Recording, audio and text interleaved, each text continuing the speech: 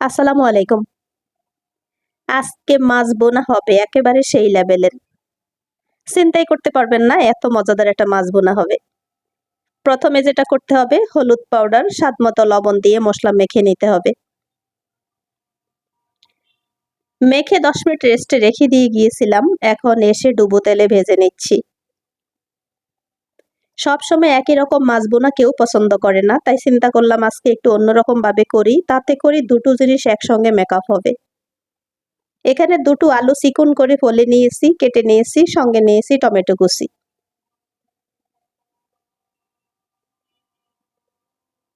মাছগুলোকে ডুবো তেলে ভেজে নিচ্ছি হালকা আছে, যাতে মাছের ভেতর পর্যন্ত ভাজা হয়ে যায়। পাশের চুলাতে দিয়ে দিয়েছি তেলের মধ্যে পেঁয়াজটাকে হালকা একটু, একেবারে ব্রাউন কালার হয়নি, হালকা যখন একটু ভাজা হয়েছে সঙ্গে দিয়েছি আলু আর টমেটো কুচি। এখন দিব মশলা উপকরণ।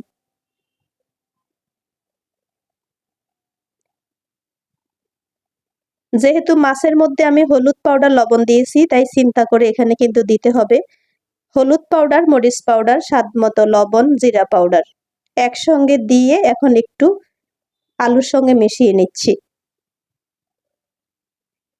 এই মাছ ভুনাটা কিন্তু দুর্দান্ত স্বাদের হয়, আপনার সবজি মেকআপ হয়। দুটো জিনিস একসঙ্গে হলে বাচ্চাদের জন্য সুবিধা হয়, ওরাও খেতে মজা পায়, আমরাও কিন্তু করতে সহজ হয়।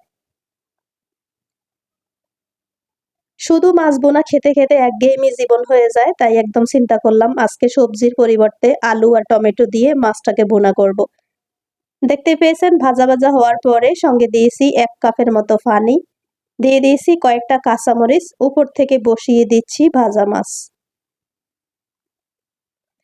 ১০ মিনিটের মতো রান্না করেছি, ফাইনালি কুক হয়ে গিয়েছে আজকের মজাদার মাছ বোনা। এই ফিশ কারি কিভাবে আপনারা কে কিভাবে করে থাকেন একটু কমেন্টে জানাবেন। আমি কিন্তু আজকে এভাবে করেছি, কে কে খেয়েছেন সেটাও কিন্তু জানাবেন। এটা একেবারে অন্যরকম স্বাদের হয়। আর এটাতে যেহেতু একটু হালকা আলু কুচি টমেটো দিয়েছি, তাতে করে সবজির মেকআপটা হয়ে গিয়েছে। আশা করছি রেসিপিটা ভালো লেগেছে। আমি একটু হালকা হালকা ঝোল ঝোল রেখেছি, আপনারা চাইলে কিন্তু একেবারে শুকিয়ে নিতে পারেন। বিশেষ করে এটা গরম ভাতের সঙ্গে একেবারে সেই লেভেলের খাবার হয়। ওয়াও! দেখতেই পাচ্ছেন একেবারে অন্যরকম একটা মাছ ভুনা হয়েছে। এটা দিয়ে যে কয় প্লেট ভাত খাওয়া হবে আল্লাহ ভালো জানে।